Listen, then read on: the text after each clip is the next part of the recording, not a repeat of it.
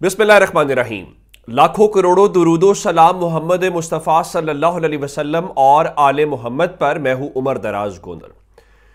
इस वक्त सिस्टम पाकिस्तान तहरीक इंसाफ को दीवार के साथ लगा नहीं रहा, बल्कि सादा लफ्जों में यह कहा जाए कि तहरीक इंसाफ को दीवार में चुना जा रहा है, तो यह कहना गलत नहीं होगा। आज पहली जो बड़ी खबर थी वो ये थी कि इमरान खान से किसी को मिलने की इजाजत नहीं दी जाएगी। इवन उनके पार्टी लीडर्स या उनकी फैमिली के लोग, उनको छोड़ के इत्तलात ये है कि अब बाकायदा केसेस की समाअत भी लटका दी जाएगी कि इमरान खान अपने वकला से, अपनी लीगल टीम से भी ना मिल सके। एक जानिब यह मामला है। दूसरा, मैंने आपको बताया था कि कल बताया जा रहा था, जिस तरह फैसल वावडा के जरिए टीवी के ऊपर बात हुई कि मोहसिन नकवी को तो हमने लाई तहरीक इंसाफ का सफाया करने के लिए है, और फिर कहा गया कि वजीर आला खैबर पख्तूनख्वा की गिरफ्तारी भी हो सकती है। चलें, ऐसा ही होगा। अब उससे अगली बात जरा सुन लीजिए। अब अली अमीन गंडापुर जो है वो शायद किसी को मंजूर नहीं है, और जिस दिन से उनकी नामजदगी हुई है उस दिन से लेके आज तक तमाशे लगे हुए हैं। लेकिन इमरान खान को जब यह पैगाम दिया गया कि यह नाम विड्रॉ कर ले, तो इमरान खान ने नाम विड्रॉ नहीं किया। और अगर आप देखें तो उसके बाद ही मखसूस नशिस्तें पाकिस्तान तहरीक इंसाफ से छीनी गई हैं। अब जब यह सारी सूरत हाल है तो अब एक नया तमाशा लगा है। फिर मैं उसके बाद अगली खबर आपको देता हूं। नया तमाशा यह है कि फजलुर रहमान की जमात के जो एक उम्मीदवार हैं, उन्होंने क्या किया, मोहम्मद कफील जिनका नाम है, उन्होंने इलेक्शन कमीशन ऑफ पाकिस्तान से रुजू किया और कहा कि आर्टिकल 62(1)(f) के तहत जो है वो अली अमीन गंडापुर को नाअहल करार दिया जाए। ठीक है, अब उनके ऊपर इल्जाम क्या है? उनके ऊपर इल्जाम यह है कि उन्होंने जो अपने असासे हैं वो छुपाए हैं या अपने असासे दुरुस्त तौर पे जाहिर नहीं किए, तो इसलिए जनाब अब उनके हवाले से उनको इससे हटाया जाए। इलेक्शन कमीशन के 2 रुकनी बेंच ने, जरा ये देखिएगा, वो इलेक्शन कमीशन जो इलेक्शन में शफाफियत का जवाब नहीं दे सका, जिसके पूरे प्रोसेस के ऊपर सवाल है, उसका मेरिट यह है कि सबसे मकबूल जमात से इलेक्शन से ऐन चंद दिन पहले बल्ले का निशान छीन लेना। उसका मेरिट यह है कि ना सिर्फ तहरीक इंसाफ से उसकी मखसूस नशिस्तें छीन लेना, बल्कि वो नशिस्तें छीन के दीगर सियासी जमातों की गोद में डाल देना। अब उस इलेक्शन कमीशन का अगला मेरिट यह है, वो कहते हैं जनाब कि अली अमीन गंडापुर की नाअहली के इब्तदाई दलाइल सुनने के बाद इस नतीजे पर पहुंचे हैं कि शिकायत को मेरिट पर सुनना जरूरी है। चले जी, अब इस हवाले से अली अमीन गंडापुर को 26 मार्च को नोटिस जारी कर दिया गया है और उनको तलब कर लिया गया है। उसके अलावा इलेक्शन कमीशन ने मुतल्लिका जो डिस्ट्रिक्ट इलेक्शन कमिश्नर है उनसे रिपोर्ट भी तलब कर ली है, और दरखास्त गुजार का कहना यह है कि डेरा इस्माइल खान में जी 735 कनाल अराजी जो है वो अली अमीन गंडापुर के नाम के ऊपर मुंतकिल की गई, और यह भी नहीं है कि वो उसके कोई मालिक हूं, यानी आप ये कहें कि जी उसके मालिक तो नहीं जी, वो जो 735 कनाल मालिक है और कनाल अराजी है, अली अमीन गंडापुर उसके आर्जी ऑस्टेंसिबल ओनर थे, तो असल मिल्कियत किसी और के पास है जिसका नाम आसिफ खान बताया गया है। तो बताया गया है कि अली अमीन गंडापुर ने 2020 के गोशवारों में मस्कूरा राजी की फरोख्त से हासिल रकम से गाड़ी की खरीदारी जाहिर की। फरोख्त और गोशवारों का मामला मेरिट पर देखने की जरूरत है, यानी एक उस अराजी के मालिक अली अमीन गंडापुर नहीं है।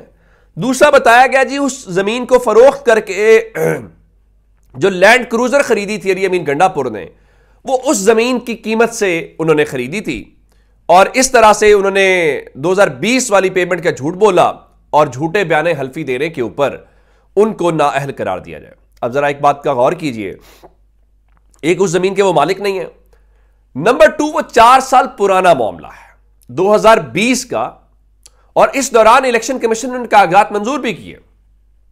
अब 2024 है और 4 साल के टैक्स रिटर्न के पहले के टैक्स रिटर्न की बुनियाद के ऊपर अब यह सारा कुछ काम किया जा रहा है। अच्छा, अब यह सारा कुछ काम क्यों किया जा रहा है? 26 मार्च को समाअत होगी, उनको तलब किया गया है यह प्रेशराइज किया जा रहा है अली अमीन गंडापुर को, प्रेशराइज किया जा रहा है इमरान खान को। अब आप कहेंगे कैसे? आपको याद होगा गिलगित बल्तिस्तान के वजीर आला थे खालिद खुर्शीद साहब।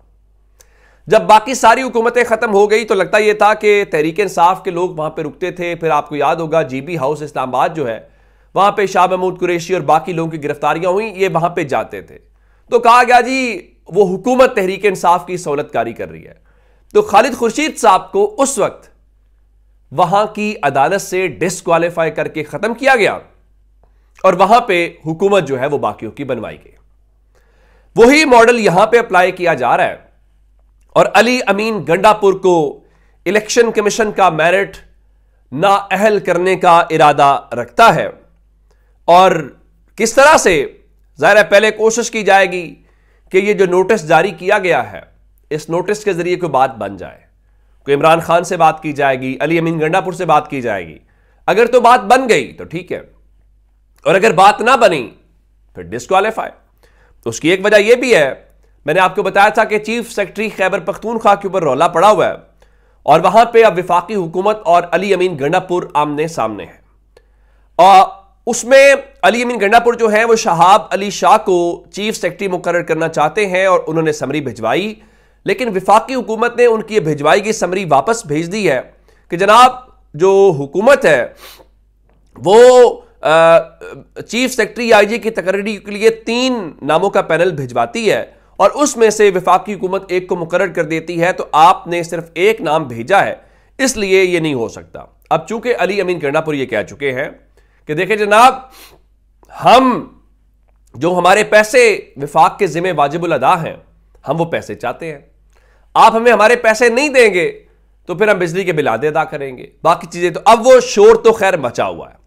अब उस सारी सूरत हाल में ये खेल निकाला गया है और एक आप जानते हैं कि इमरान खान को पाबंदी, और जरा सोचिए सिर्फ इमरान खान के ऊपर पाबंदी नहीं है, बल्कि जो 14 दिन जेल पर मुलाकातों की पाबंदी है उसको छोड़ के जो शहबाज शरीफ की हुकूमत है, जहां पे मोहसिन नकवी को टास्क दिया गया है, और पंजाब हुकूमत जो मरीम नवाज की है, उन्होंने इस्लामाबाद हाई कोर्ट के जो सिंगल बेंच के फैसले हैं, यानी जिसमें इमरान खान को मुलाकातों की इजाजत दी गई है, उन मुलाकातों की इजाजत देने के फैसले को चैलेंज कर दिया गया इस्लामाबाद हाई कोर्ट में।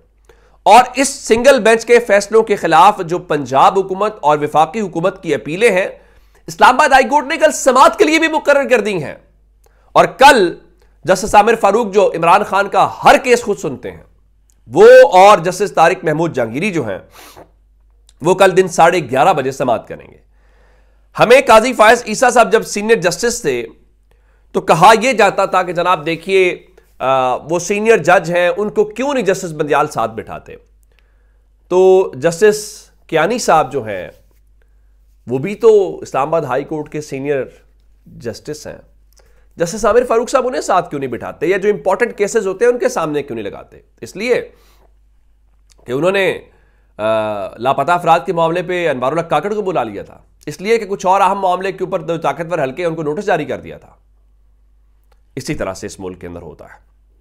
अब तहरीक इंसाफ के पास इसके अलावा ऑप्शन थे ही क्या, इस बात की तरफ आते हैं। पाकिस्तान तहरीक इंसाफ जिस तरह आज अब गिरफ्तारियों की खबरें हैं जी, अली अमीन गंडापुर गिरफ्तार कर लेंगे, नाअहल कर देंगे जी, गवर्नर राज, ये सारी बातें। मैंने कहा तहरीक इंसाफ को दीवार से नहीं लगाया, दीवार में चुना जा रहा है। इस सारे सिनेरियो के अंदर अब पाकिस्तान तहरीक इंसाफ ने यह फैसला कर लिया है कि वो अवामी प्रेशर बढ़ाने के ऊपर मुत्तफिक हो गए हैं, जिसमें उन्होंने इस्लामाबाद के अंदर अवामी ताकत का भरपूर मुजाहरा करने का फैसला किया गया है। वो कैसे होगा? क्या लॉन्ग मार्च किया जाएगा, अडयाला जेल के बाहर कुछ किया जाएगा? उस सिलसिले में तबादला ख्याल जारी है। उनके बहुत सारे जो लोग हैं वो इस वक्त ये कह रहे हैं कि जनाब आप जो अडयाला जेल है उसके बाहर बैठे, जिसमें अलीमा खान ने कहा अगर MNMPs ना निकले तो लोग निकलेंगे, और उनके अपने लोग जिसमें अली इजाज बुट्टर थे, नईम पंजो था, बाकी सब लोग ये कह रहे हैं कि हमें अडयाला जेल के बाहर धरना देना चाहिए, वहां ताकत का मुजाहरा करना चाहिए। हम गिरफ्तार हो जाते हैं, गवाह हो जाते हैं, वह बात की बातें हैं, लेकिन हमें बैठना नहीं चाहिए। और अब इस्लामाबाद वालों को तैयारी करनी चाहिए, क्योंकि लगता यह है कि यह मामला थोड़ा सा आगे जाएगा और अब चीज उस तरह से नहीं होगी। और हमाद अजहर ने ट्वीट किया, कहते हैं कि इमरान खान के मिलने पर पाबंदी गैर कानूनी है और किसी सूरत भी कबूल नहीं। हुक्मरान इमरान खान की एक झलक से भी घबराते हैं, क्योंकि पूरा मुल्क इमरान खान से मोहब्बत करता है और जाली हुक्मरानों से नफरत। तमाम अरकान असेंबली, टिकट होल्डर, कारकुन तैयारी रखें, पार्टी लाहे अमल का जल्द ऐलान करेगी। जिसका मतलब यह है कि पाकिस्तान तहरीक इंसाफ, जिस तरह शेर अफजल मरवत ने वहां पे तजवीज़ दी और अलीमा खान भी ये बात कर रही हैं, पाकिस्तान तहरीक इंसाफ एक अवामी शो की तरफ जा रही है। मेरे ख्याल से यह हुकूमत की बदकिस्मती होगी कि अभी हुकूमत को जुमा 8 दिन नहीं हुए और आपके शुरू में अगर ये काम शुरू हो जाए तो फिर सूरत हाल थोड़ी सी मुख्तलिफ हो जाती है। अभी तो ये तहरीक इंसाफ है, वो रमज़ान और बाकी सारी चीज़ों को भी मद्देनज़र रखेगी। उसके बाद जमात इस्लामी ने आना है, फजलुर रहमान ने आना है, GDA ने आना है। आपकी हुकूमत शुरू नहीं हुई और उससे पहले उनके खिलाफ तहरीकें शुरू हो गई हैं, तो आप कैसे टैकल करेंगे? ये जो आप टिकटॉक के जरिए, वीडियोस के जरिए वो मरियम नवाज का तासुर बनाने की कोशिश कर रहे हैं, वो नहीं चल पाएगा। मरियम नवाज से जब गुफ्तगू हुई है, उनके अल्फाज बताते हैं कि वो रिवायती सोच की मालिक हैं। उनके अल्फाज बताते हैं कि आज भी उनका तरीकाकार यही है कि डंडे के जोर पे ताकत, गिरफ्तारियां, वो सब करके चल जाएगा। उनको ये नहीं पता कि सब तब्दील हो चुका है। ये तब्दील ना हो रहा होता तो पूरा शरीफ खानदान लाहौर से हार ना जाता। ये सबको पता है। अब वो नहीं समझना चाहते, वो ना समझें।